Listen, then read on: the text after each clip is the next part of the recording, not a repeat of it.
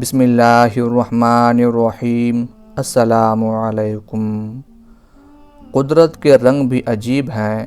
سرور عالم صلی اللہ علیہ وآلہ وسلم نے دعوت حق کا آغاز فرمایا تو بعض ایسے لوگ جو بہت سخت دل اور اکھڑ مزاج تھے لپک کر آگے بڑھے اور لوائے توحید کو تھام کر السابقون الاولون کی مقدس جماعت میں شامل ہونے کا شرف حاصل کر لیا، لیکن بعض ایسے لوگ جو بڑے شریف، نرم خو، بہادر، فیاض اور ہمدرد خلائق تھے اپنے آبائی مذہب پر سختی سے قائم رہے اور قبول ایمان میں سبقت کے شرف سے محروم رہ گئے۔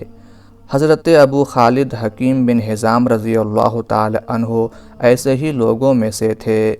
وہ قریش کی ایک معزز شاخ بنو اسد بن عبد العزیٰ سے تعلق رکھتے تھے۔ والدہ کا نام فاختہ بنت زہیر بن حارث بن اسد بن عبد العزیٰ تھا۔ ام المومنین حضرت خدیجۃ الکبریٰ رضی اللہ تعالی عنہا بنت خویلد حضرت حکیم بن حزام رضی اللہ تعالی عنہ کی حقیقی پھوپھی تھیں۔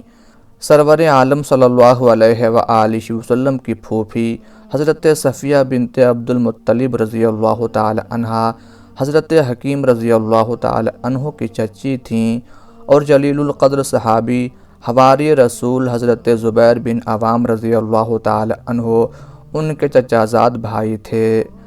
حضرت حکیم رضی اللہ تعالی عنہ کا شمار قریش کے صاحب ثروت شرفاء میں ہوتا تھا۔ وہ بڑے حکیم الطبع اور مخیر آدمی تھے۔ بیان کیا جاتا ہے کہ انہوں نے زمانے جاہلیت میں 100 غلام آزاد کیے تھے۔ اس کے علاوہ وہ نیکی اور بھلائی کے دوسرے کاموں میں بھی پیش رہتے تھے۔ حضرت حکیم رضی اللہ تعالی عنہ واقعہ فیل سے 13 سال پہلے پیدا ہوئے تھے اور سرور عالم صلی اللہ علیہ وآلہ وسلم کی بعثت کے وقت پختہ عمر یعنی 53 سال کو پہنچ چکے تھے۔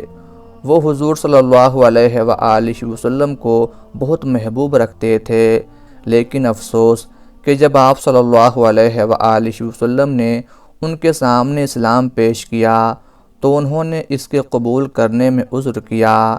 اس معاملے میں ان کے بھائی حضرت خالد بن حزام رضی اللہ تعالی عنہ ان پر بازی لے گئے۔ انہوں نے بلا تعامل دعوت حق پر لبیک کہا اور کفار کی مشق ستم کا ہدف بن گئے۔ آخر حضور صلی اللہ علیہ وآلہ وسلم کے ایما پر حبش کی طرف ہجرت کر گئے، لیکن راستے میں سانپ نے کاٹ لیا اور وہ واصل بحق ہو گئے۔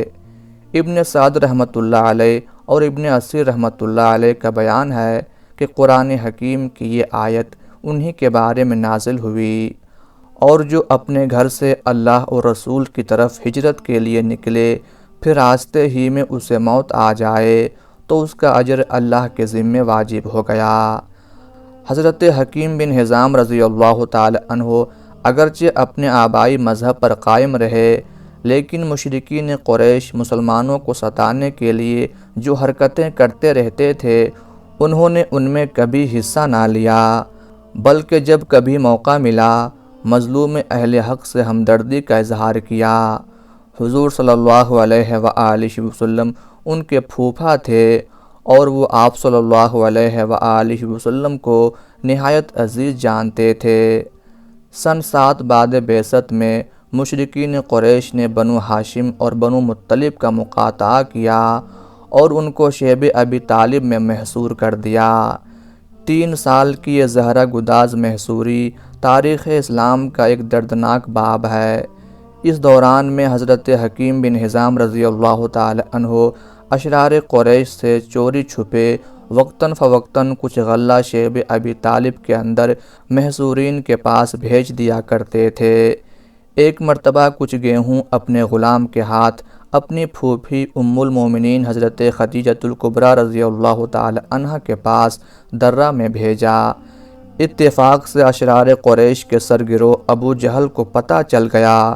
وہ جھٹ اونٹ پر سوار ہو کر پہنچا اور غلام کا راستہ روک کر کہنے لگا، میں تجھے شیب ابی طالب کے اندر گیہوں نہ لے جانے دوں گا اور سارے مکہ میں تجھے ذلیل کروں گا۔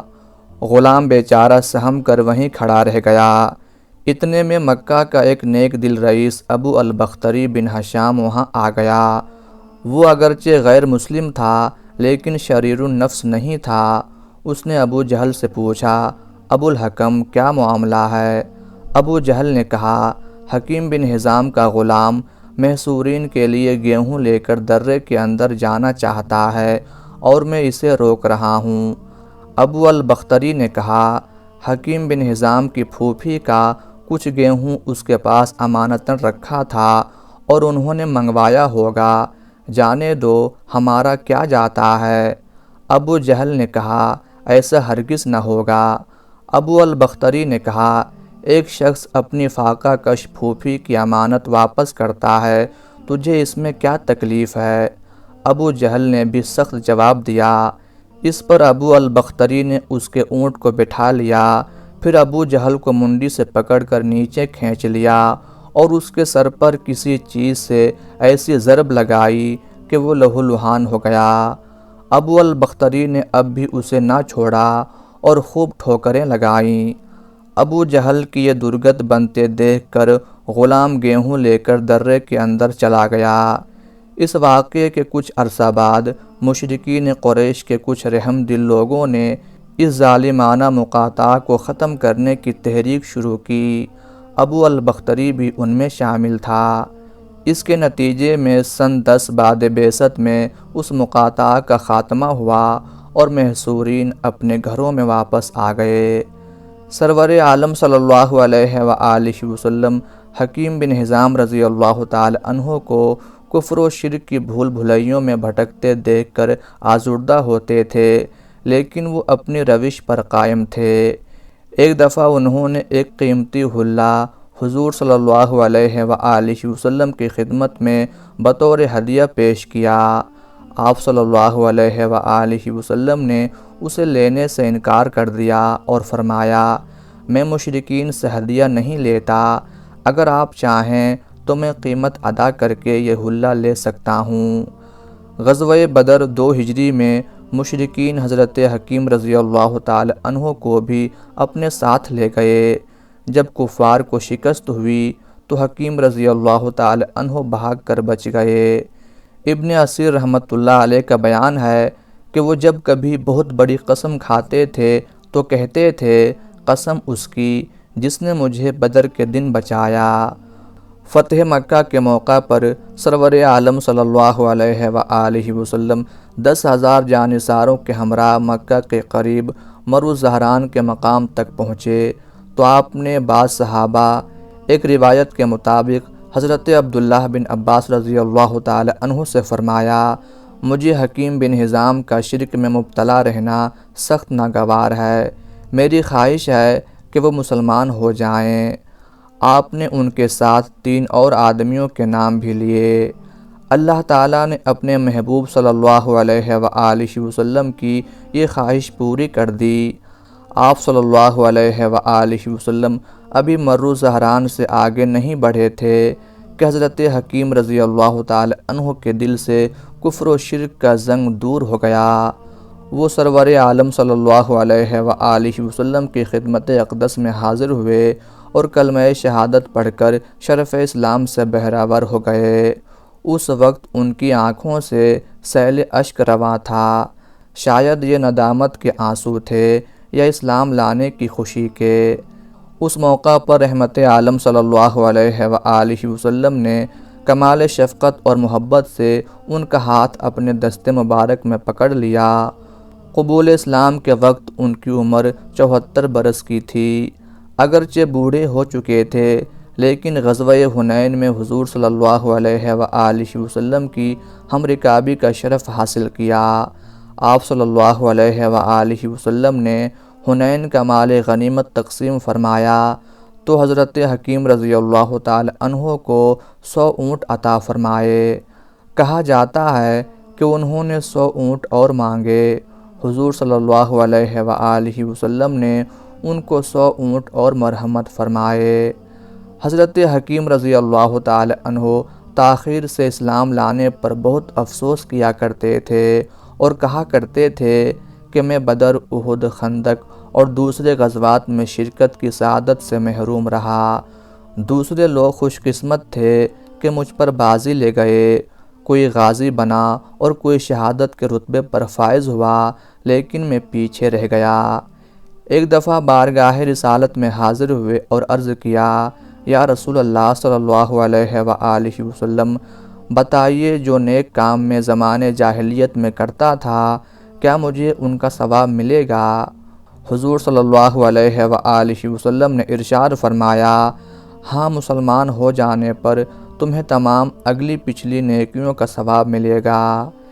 ایک بار حضرت حکیم رضی اللہ تعالی عنہ نے سرور عالم صلی اللہ علیہ وآلہ وسلم سے کچھ مانگا، آپ نے عطا فرمایا، پھر مانگا، پھر دیا، پھر مانگا، پھر عنایت فرمایا، لیکن اس کے ساتھ ہی ارشاد فرمایا، اے حکیم، یہ مال ایک دل کو لبھانے والی سبز شیرنی ہے، جو شخص اس کو استغنا کے ساتھ لیتا ہے اس کے لیے اس میں برکت دی جاتی ہے، اور جو شخص اس کو حرص کے ساتھ لیتا ہے اس کے لیے اس میں برکت نہیں دی جاتی، اور وہ مثل اس شخص کے ہو جاتا ہے جو کھائے اور سیر نہ ہو۔ یاد رکھو کہ اوپر والا یعنی دینے والا ہاتھ نیچے والے یعنی لینے والے ہاتھ سے بہتر ہے۔ حضور صلی اللہ علیہ وآلہ وسلم کی یہ نصیحت حضرت حکیم بن حزام رضی اللہ تعالی عنہ کے دل کی گہرائیوں میں اتر گئی۔ انہوں نے عرض کیا، یا رسول اللہ، قسم اس کی جس نے آپ کو حق کے ساتھ مبعوث کیا ہے کہ آئندہ نہ میں کبھی آپ سے کچھ مانگوں گا اور نہ کسی اور سے کچھ لوں گا۔ اس کے بعد انہوں نے اس عہد کو اس شدت کے ساتھ پورا کیا کہ تا دم مرگ نہ کسی سے کچھ مانگا اور نہ کسی سے کچھ لیا۔ حضور صلی اللہ علیہ وآلہ وسلم کی رحلت کے بعد حضرت ابوبکر صدیق رضی اللہ تعالی عنہ خلیفہ ہوئے تو وہ ان کو وظیفہ دینے کے لیے بلاتے رہے، مگر انہوں نے لینے سے انکار کر دیا۔